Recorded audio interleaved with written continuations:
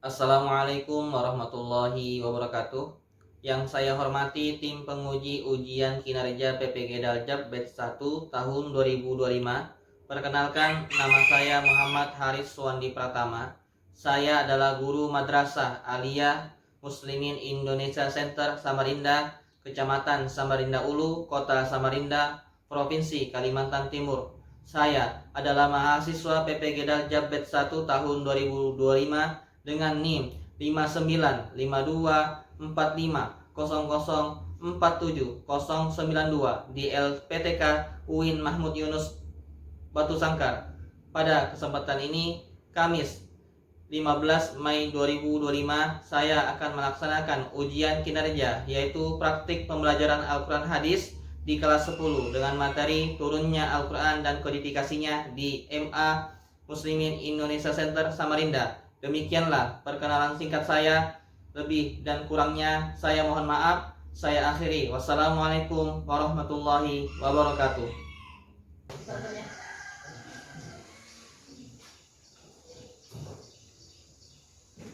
Assalamualaikum warahmatullahi wabarakatuh.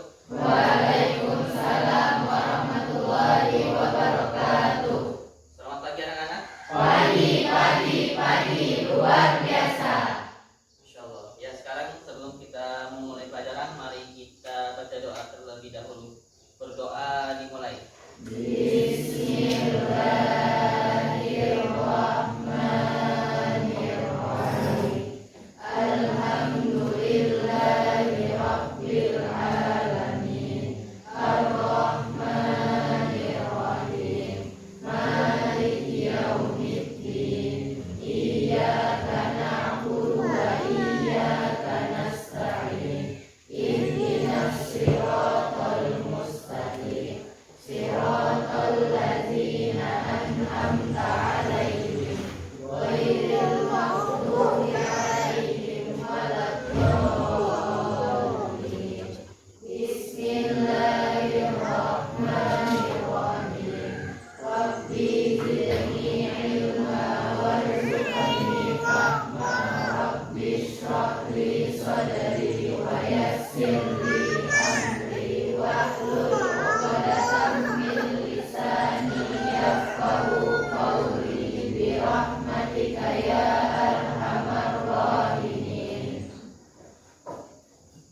Dan dilanjutkan dengan Asmaul Husna.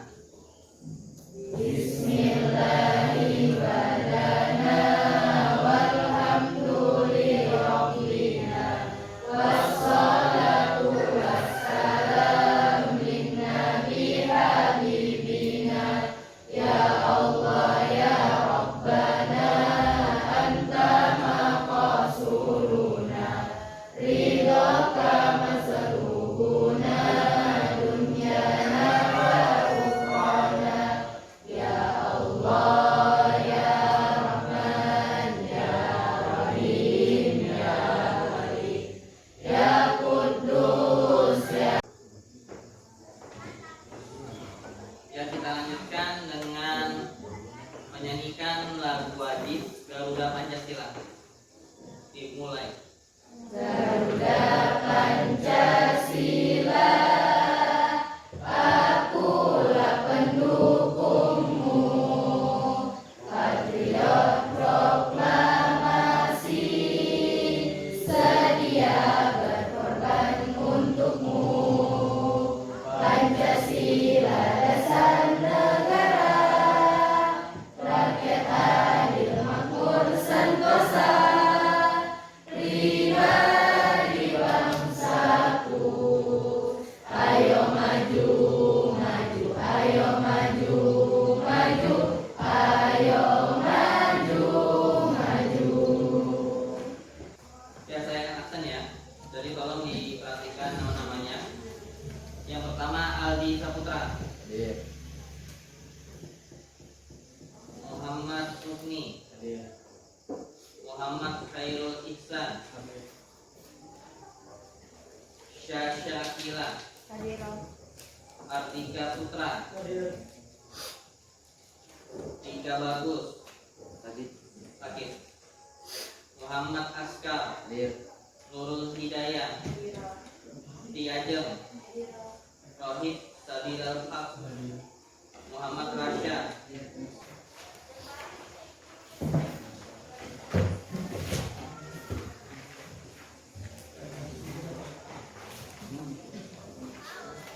sudah dibuka semuanya bukunya?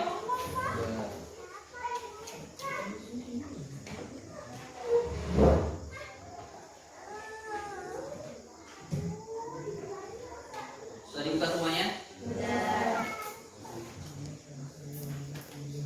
Ya, sebelum saya membahas bab 2, saya akan mengingatkan kepada kalian bahwasanya pelajaran kita minggu lalu yaitu di bab 1 tentang mengenal Al-Qur'an.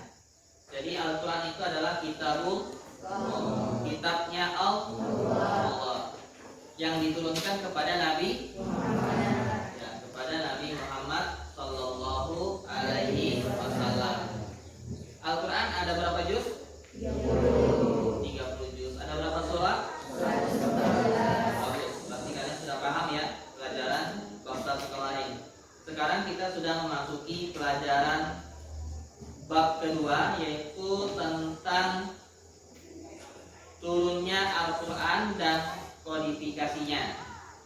Ya, turunnya Al-Qur'an dan kodifikasinya. Sebelum saya melanjutkan pembahasan, saya akan meminta kepada kalian semua untuk membaca terlebih dahulu ya, supaya ada gambaran-gambaran yang nantinya ketika saya sudah menjelaskan kalian sudah mulai memahaminya ya, pembelajaran di bab kedua ini. Saya akan beri waktu 3 menit. Nah, silahkan dibaca terlebih dahulu di bab kedua ini.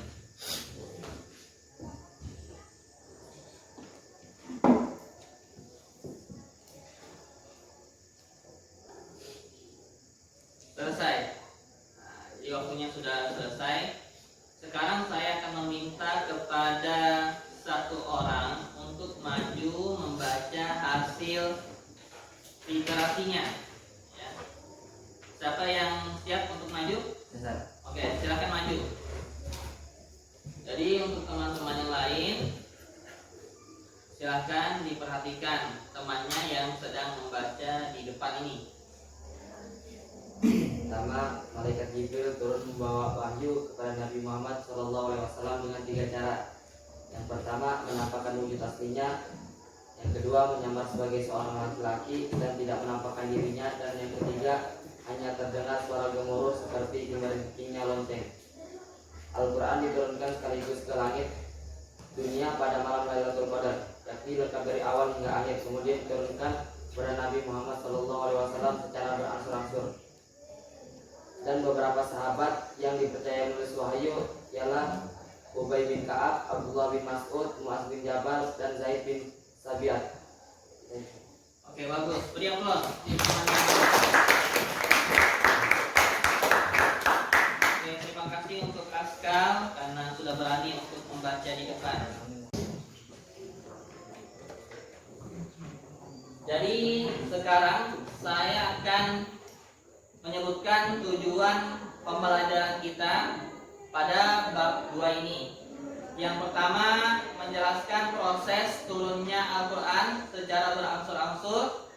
Yang kedua, menjelaskan proses kodifikasi Al-Quran pada masa Nabi Muhammad SAW, pada masa Abu Bakar dan pada masa Utsman bin Affan. Dan yang ketiga, menumbuhkan sikap cinta dan hormat terhadap Al-Quran. Jadi inilah tujuan pembelajaran kita pada bab 2 ini. Oke, sekarang kita mulai masuk ke dalam pembahasan. Tapi sebelum itu, saya ingin bertanya kepada anak-anak semua. Pertanyaannya adalah, menurutmu apakah Al-Quran diturunkan sekaligus atau bertahap? Ada yang berani untuk menjawab? Ya, apa jawabannya? Secara bertahap, Sir. Ya, secara Bertahap. Jadi Al-Quran itu tidak diturunkan sekaligus, akan tetapi secara bertahap. Terus pertanyaan yang yang kedua, mungkin dari perempuannya yang menjawab ya. Siapakah yang pertama kali menerima wahyu dari Allah Subhanahu wa taala? Ya, apa jawabannya? Ya, Nabi Muhammad Shallallahu alaihi wasallam yang pertama kali menerima wahyu dari Allah. Oke, sekarang kita mulai masuk kembali ke pembahasan. Di awal-awal pembahasan ini, coba bayangkan kamu hidup pada masa Nabi Muhammad Shallallahu alaihi wasallam. Setiap kali wahyu turun, kamu melihat para sahabat segera menghafalnya atau menuliskannya di pelepah kurma, batu dan tulang. Tidak ada mushaf seperti yang kita miliki sekarang. Lalu bagaimana bisa Al-Quran yang mulia tetap terjaga keasliannya hingga hari ini? Hari ini kita akan telusuri sejarah turunnya dan proses verifikasi Al-Quran secara bersama-sama. Ada lagi sebuah pertanyaan. Bagaimana menurut kalian cara menjaga pesan penting seperti wahyu jika tidak ada kertas atau buku seperti sekarang? Bagaimana caranya? Dengan menghafal atau apa? Tadi kan sudah dijelaskan. Di mana ditulis selain di buku atau di kertas? Pelepah kurma atau batu atau tulang. Ya, karena dulu kan belum ada kertas. Nah, ini hebatnya orang dahulu ya. Meskipun tidak ada kertas, dia mencoba untuk menulis di tempat yang lain. Oke, sekarang kita masuk ke kegiatan inti kita, yaitu menonton video. Nanti saya akan putar video, silakan disimak baik-baik supaya kalian paham tentang pelajaran kita hari ini.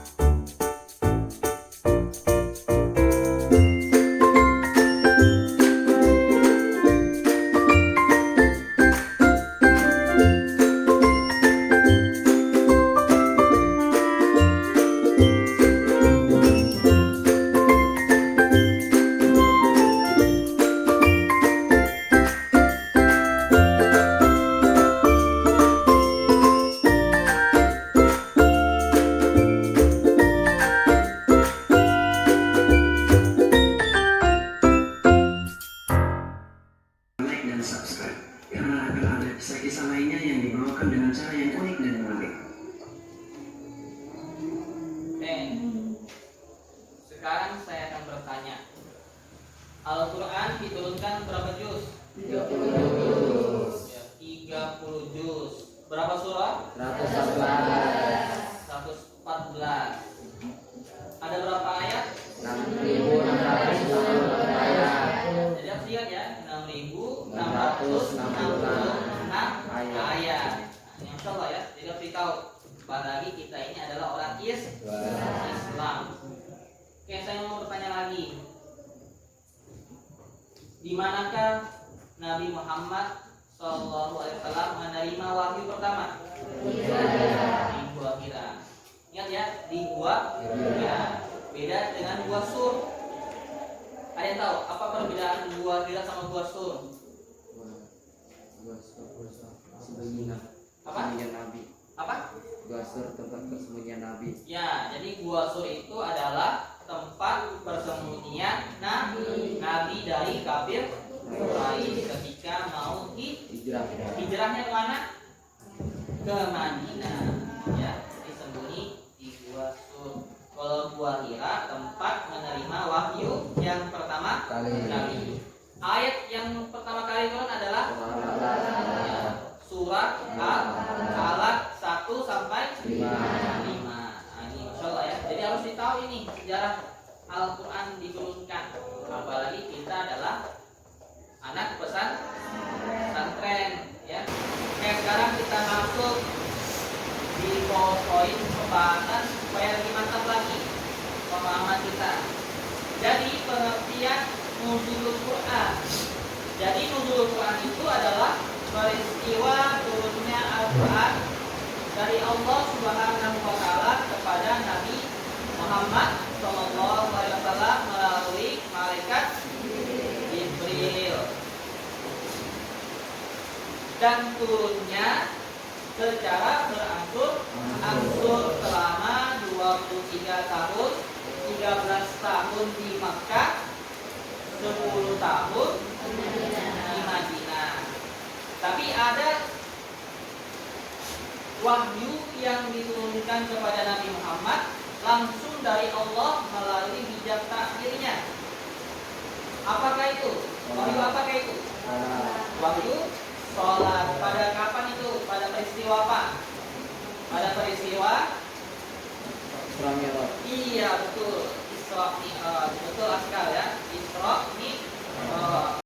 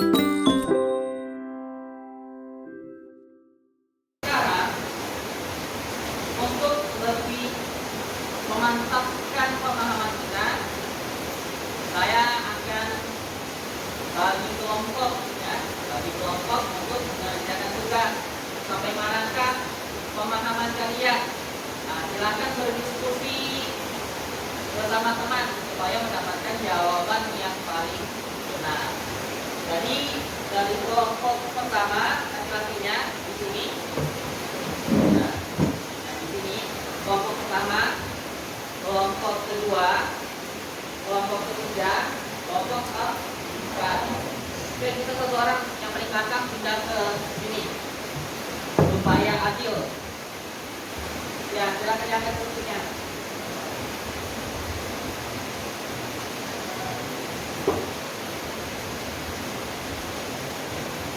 Ya, silakan dibuka bukunya halaman 27.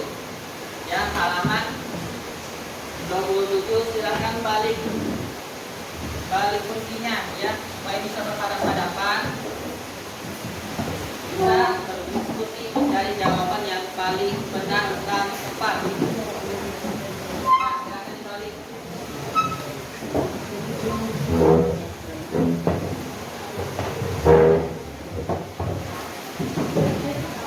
Ya, dibalik. Yang di belakang silakan kumpul teman-teman di sini. Ya.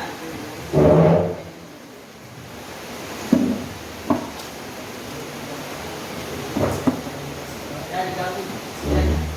Ya.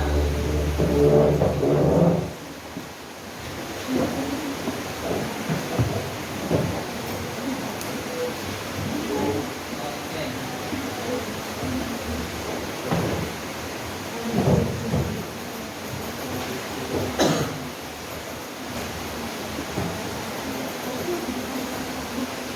Ya, silakan berdiskusi.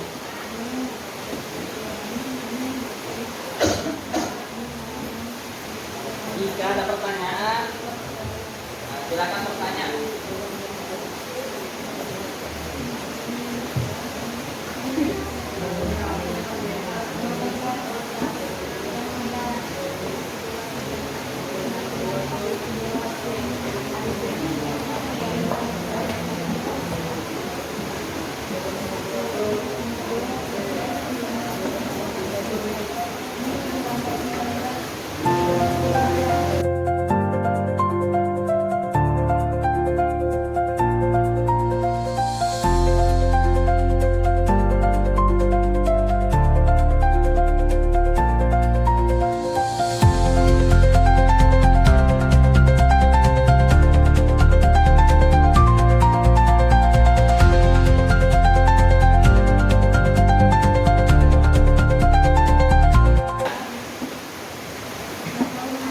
Kita akan minta satu orang maju. Siapa yang mau maju kelompoknya? Oke. Silakan maju ya. Cepat.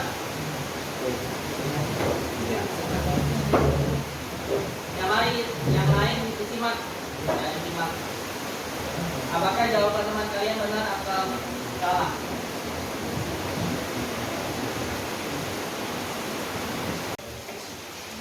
Oke, silakan perhatikan temannya yang berani maju ini, apakah jawabannya betul atau salah. Nah, silakan dibaca satu orang.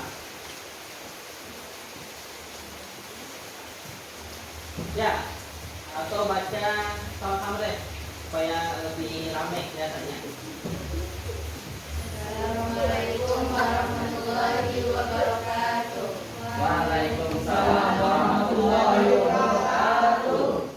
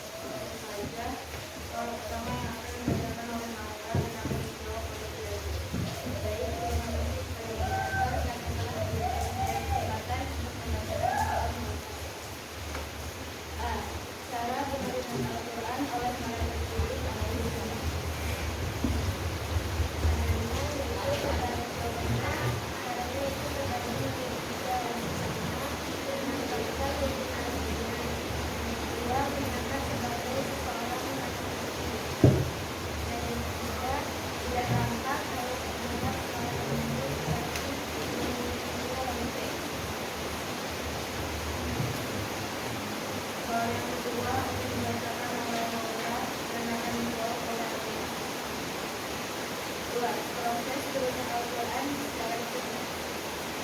Prosesnya ada 3 tahapan. Yang pertama, diturunkannya Al-Quran ke Lauhul Mahfuz. Yang kedua, dari Lauhul Mahfuz diturunkan ke Baitul Izzah. Yang ketiga, dari Baitul Izzah diturunkan kepada Nabi Muhammad SAW secara berangsur-angsur. Yang persoalan terakhir akan dibacakan oleh Al-Quran dan akan dibawa ke Muhammad. Baik, terima kasih kepada ya, itu diturunkan Al-Quran, yaitu memudahkan kesehatan, usaha yang diamalkan. Yang kedua, membuat hati Nabi Muhammad SAW subur. Yang ketiga yaitu akan lebih berkesan di hati umat Islam. Yang keempat, dapat menjawab pertanyaan-pertanyaan atau masalah-masalah pada umat yang hidup ketika itu. Yang kelima, dapat mengingatkan umat Islam dalam upaya meningkatkan kebiasaan dan tradisi jahiliyah. Oke, bagus. Kita sama-sama teman-teman, apakah jawabannya betul? Betul. Bagus. Beri aplaus.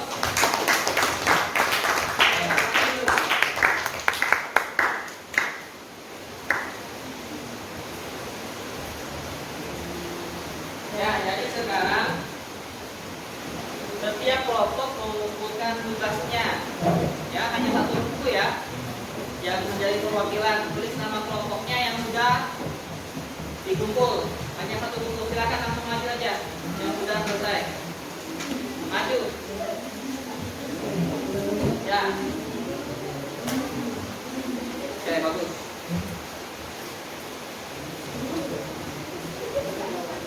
Ya, bagus. Oke.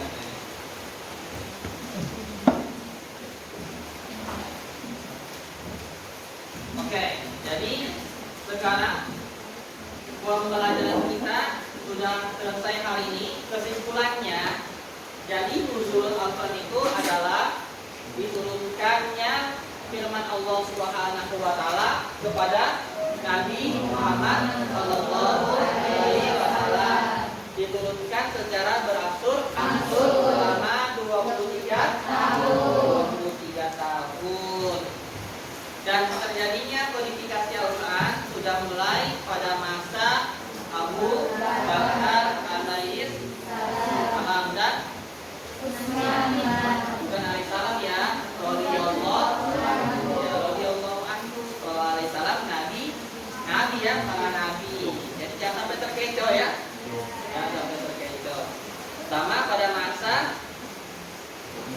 Utsman. Kalau pada masa Nabi Muhammad belum terjadinya kodifikasi ya, belum adanya pembukuan, hanya ditulis di pelepan rumah, di tulang-tulang, belum dijadikan satu.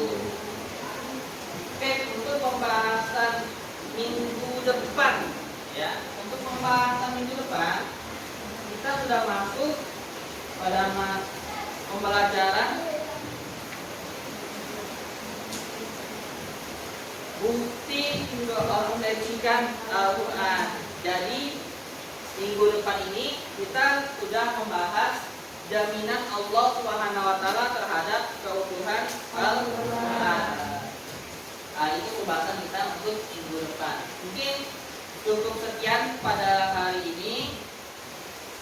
Semoga Allah Subhanahu wa taala memberikan kita pemahaman yang baik serta menjadikan ilmu kita berkah dan bermanfaat untuk masa depan kita. Oke, sekarang kita tutup pembelajaran kita dengan doa. 1, 2, 3.